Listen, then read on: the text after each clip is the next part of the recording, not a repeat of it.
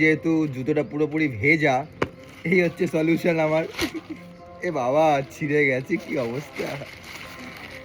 চলো এইভাবেই পড়তে হবে। দেখো, এটা হচ্ছে রিয়েল অ্যাডভেঞ্চার, যেখানে সব কিছুই থাকবে।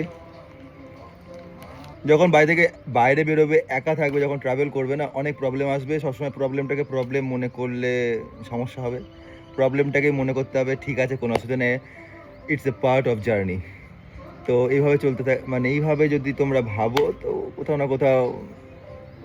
আর এমনিও ট্রাভেলিংয়ের একটা জিনিস কি বলো তো, তুমি জীবনে অনেক কিছু তুমি শিখতে পারবে, জীবন তোমাকে অনেক কিছু শেখাবে ট্রাভেলিংয়ে। আর সবথেকে বড় কথা, তুমি নিজেকে না খুব সুন্দরভাবে তৈরি করতে পারবে। আর কখনো কোনো জিনিস নিয়ে আফসোস করতে নেই যে এই জুতো ভিজে গেল, এই হলো, কী ভাব। একটা তো লাইক করো তোমরা সবাই, কত দূরে এসেছি বাড়ির। আর তোমাদের জন্য ব্লগ বানাতে আমি চাইলে কিন্তু আমি নিজেও ঘুরে একা দেখতে যেতাম, বাট আমি মনে করি যে এরকম প্রচুর মানুষ আছে, আমিও একটা সময় ছিলাম, ভাবতাম কীভাবে যাবো, বা স্বপ্ন দেখতাম, বাট স্বপ্নটা আজকে সত্যি হয়েছে। আর আমিও চাই তোমাদেরও স্বপ্ন, যেরকমই স্বপ্ন থাকুক না কেন, সেটা যেন সত্যি হয়।